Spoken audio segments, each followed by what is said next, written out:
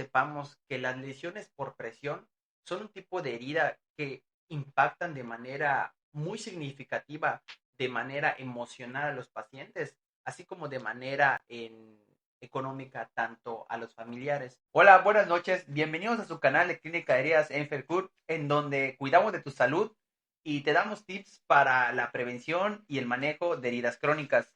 El capítulo del día de hoy se enfoca a la conmemoración del Día Mundial de la Prevención de las Lesiones por Presión. Las lesiones por presión es una de las principales causas de hospitalizaciones prolongadas en pacientes. Más adelantito vamos a hablar de la definición de lo que consiste y lo que es y los factores de riesgo que provocan pues lo que son las lesiones por presión. De igual manera, la conmemoración de este día invita a los profesionales del área de la salud a prepararnos diariamente, actualizarnos tanto en nuestros conocimientos y en nuestras prácticas para disminuir esta tasa de lesiones en nuestras áreas hospitalarias o incluso en nuestros hogares cuando tenemos que atender pacientes a domicilio. Entonces, en el capítulo de hoy hablaremos sobre las estadísticas, sobre el impacto de cómo generan este tipo de lesiones a nivel hospitalario. Vamos a hablar sobre la valoración y la prevención de este tipo de lesiones para poder atenderlas de manera correcta y el enfoque multidisciplinario que vamos a atender en el tratamiento de estas. Bueno, para empezar, primero vamos a tocar el tema de lo que es la definición.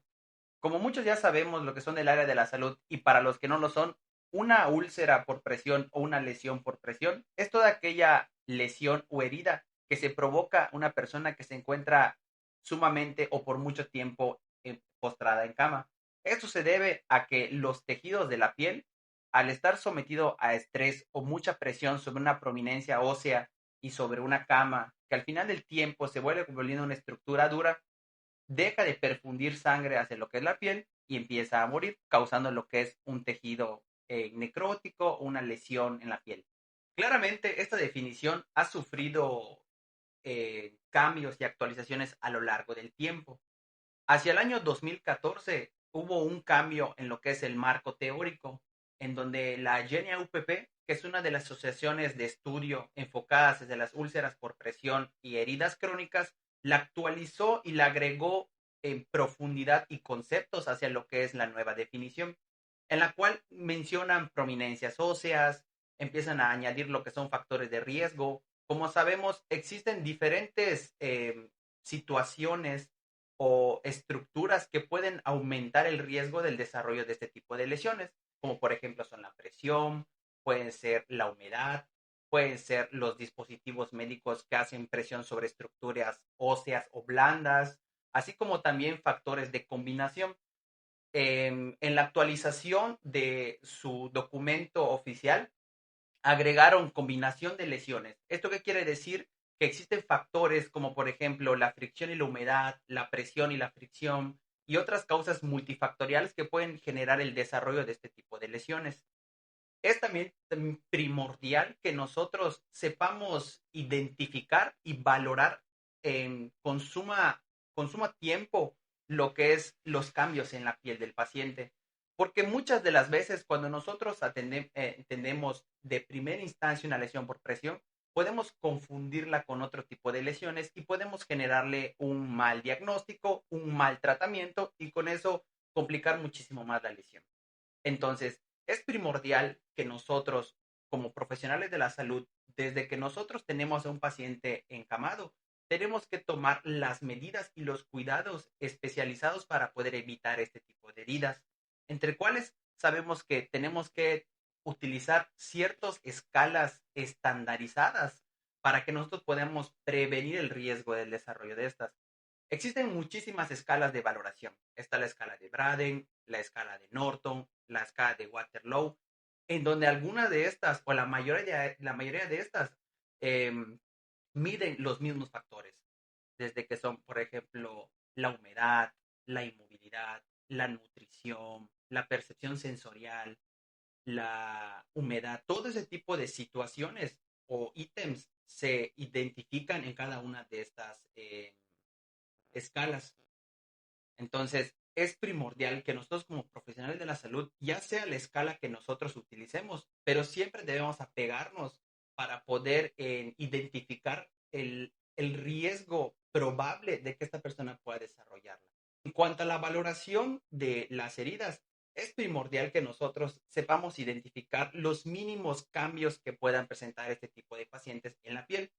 Entre una de las principales características que podemos ver es enrojecimiento o eritema.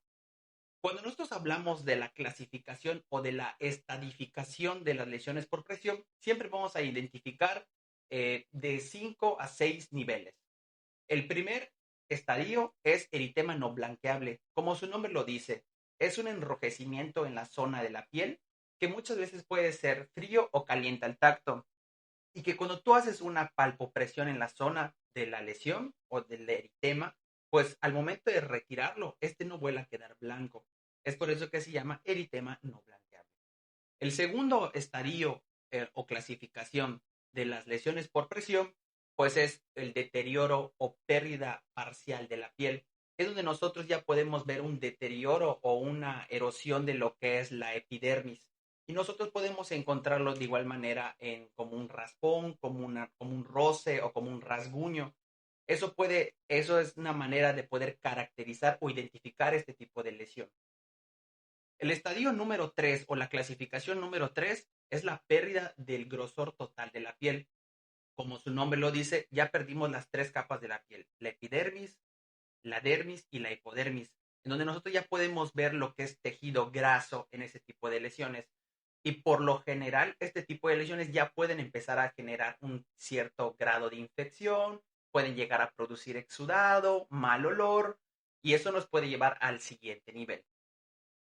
El estadio número 4 o la clasificación número 4, en donde es pérdida total de los tejidos blandos, es donde nosotros ya podemos incluso observar lo que es el tejido óseo o lo que es el hueso de los pacientes. Este tipo de lesiones sí necesitan de una atención especializada, insumos especializados e incluso muchas veces cierto grado de procedimientos quirúrgicos. En el estadio número 5, que en algunos casos no les gusta llamarlo estadio 5, sino estadio no estadificable, como su nombre lo dice, no estadificable. Ese tipo de pacientes presentan una herida que prácticamente el tejido desvitalizado principal que nosotros podemos observar es un tejido necrótico. Nosotros no, se le llama estadio no identificable, ya que cuando nosotros estamos a punto de abordar este tipo de heridas, siempre es fundamental que nosotros no demos una esperanza sobre el tratamiento inicial que va a llevar el paciente, o un tratamiento completo, o un pronóstico de recuperación, ya que nosotros no podemos saber qué tan profundo está la herida hasta que nosotros retiremos toda la placa necrótica. E incluso muchas veces ese tipo de tejidos ya abarcaron mucha profundidad. Por lo general, para que esté un manejo muchísimo más avanzado y más rápido el pronóstico de recuperación en este tipo de pacientes, en ese tipo de lesiones siempre va a necesitarse de un procedimiento quirúrgico. El estadio número 6, o también muchos no le llaman estadio 6, son lesiones en tejidos blandos. Como su nombre lo dice, lo podemos encontrar en partes donde por lo general no hay prominencias óseas, pero sí la manera en la que nosotros lo podemos encontrar o lo podemos identificar son como pequeños moretones en la piel.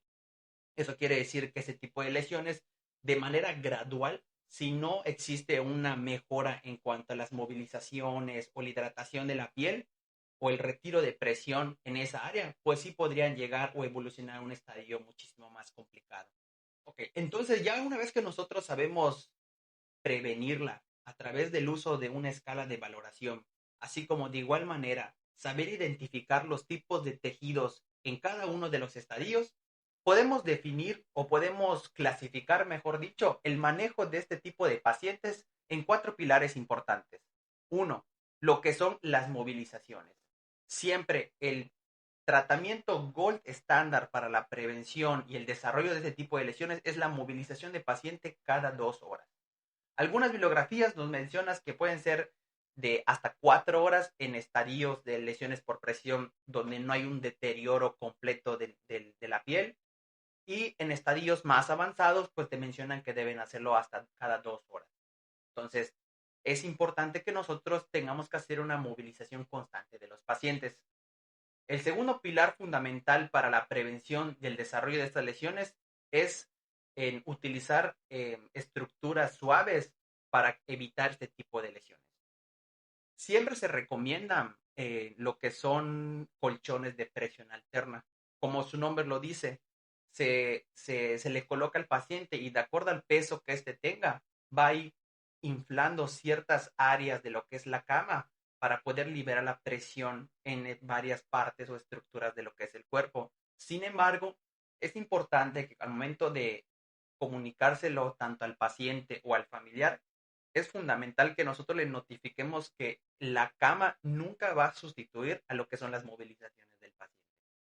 Entonces, es fundamental que nosotros también contemos con estos dispositivos, pero no caer en la falsa idea de que esta es la varita mágica que nos va a aliviar o nos va a curar el problema. El pilar 3, que es fundamental también, es la hidratación de la piel. Siempre se recomienda que en este tipo de pacientes la piel siempre se encuentre humectada e hidratada. Entre los productos que nosotros podemos utilizar están los ácidos grasos hiperoxigenados, que son como este tipo de líquidos que tienen una estructura un poco aceitosa, las cuales tienen la capacidad de poder hidratar y humectar la piel. Claramente, esto es un tratamiento coadyuvante para la prevención junto con los otros dos casos que ya había mencionado. Y el pilar número 4, que también es sumamente importante y que muchos profesionales de la salud no tomamos en cuenta, es el factor nutricional del paciente. Como sabemos, una fuente rica de proteínas, pues son las carnes. Este tipo de pacientes, cuando ya tienen un deterioro de la piel bastante o un estadio bastante considerable de la lesión, es muy importante que nosotros siempre le demos alimentos ricos en proteína, porque eso va a promover a la cicatrización y a la formación de tejido muscular y de todas las demás capas para el cierre de la herida. Y también un pilar fundamental también, el número 5, el cual es la educación al paciente. Siempre es importante que cuando nosotros tengamos un paciente que va a estar encamado, es importante que tanto al familiar como al mismo paciente recordarle que es importante las movilizaciones para prevenir este tipo de lesiones. Vamos a pasar a la siguiente parte importante, que es el tratamiento de las lesiones por presión. En cuanto al tratamiento de lesiones por presión, como ya habíamos hablado anteriormente, está lo que son las estructuras de soporte y las movilizaciones para poder prevenirlas. Otro de los pilares importantes para poder atender lo que es una úlcera por presión es la limpieza o las curaciones de la herida, así como también un tipo de desbridamiento que vamos a utilizar para poder realizar la curación de esta. Esto va de acuerdo al tipo de herida y al estadio en el que éste se encuentre. Por lo general, cuando nosotros hablamos de un estadio 4, eh, pues muchas veces en ese tipo de heridas podemos encontrar diferentes tipos de tejido. Podemos encontrar tejido de hipergranulación, tejido esfacelar, también si ese tipo de herida tiene muchísimo exudado, así como de igual manera el tratamiento va a variar si nosotros tenemos una herida en un estadio no estadificable, en donde podemos encontrar mucho tejido necrótico, a lo mejor tendríamos que utilizar algún tipo de desvidamiento quirúrgico o algún otro, aunque pues de igual manera para que nosotros podamos escoger el tipo de desbridamiento va de acuerdo a las necesidades o a la gravedad tanto del paciente y de la herida. Pero por lo general, como ya habíamos comentado, en ese tipo de lesiones o heridas, siempre se trata de un desvidamiento quirúrgico o cortante. Otro punto importante que va relacionado en cuanto a las curaciones y el desbridamiento son el tipo de apósitos que nosotros tenemos que utilizar. Como ya habíamos hablado en un blog anterior, un apósito es toda aquella estructura con algún tipo de sustancia que va a interactuar directamente con la herida. Esto va de acuerdo a las necesidades que se presentan.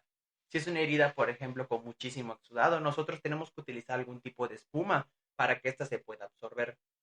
Pero de igual manera tenemos que saber valorar la cantidad de humedad que tiene. Recordemos que en este tipo de pacientes nosotros ya tenemos que hacer un manejo avanzado de la herida y recordemos que el concepto básico del manejo avanzado es tener un ambiente óptimo húmedo. Entonces, es importante que nosotros sepamos valorar todos estos tipos de estados o de datos que tiene la herida. Si tiene mucho exudado, a lo mejor también si vemos que el paciente ya tiene un estadio bastante complicado y la herida exuda mucho, pues a lo mejor tendríamos que pasar a un tipo de presión, de terapia de presión negativa para poder disminuir el exudado, para poder promover el tejido de granulación y la angiogénesis. Entonces, de acuerdo al tipo de estadio y las características que tenga cada herida, nosotros vamos a utilizar ya sea si es un hidrogel, si es algún tipo de crema coloidal, si es un alginato de plata, si por ejemplo también tenemos que utilizar algún tipo de espuma hidrolífica, si tenemos que utilizar por ejemplo hidrogeles o alginogeles que tengan plata en su base química también, pues para prevenir lo que es o disminuir la carga bacteriana. Entonces, la elección de un apósito va de acuerdo a las características que presenta la herida. Entonces, para cerrar el capítulo de hoy, es fundamental que nosotros sepamos que las lesiones por presión son un tipo de herida que impactan de manera muy significativa, de manera emocional a los pacientes, así como de manera económica tanto a los familiares. Entonces es fundamental que nosotros redoblemos esa capacitación y esa información para que a través de actividades simples como la movilización del paciente podamos evitar el desarrollo de este tipo de lesiones.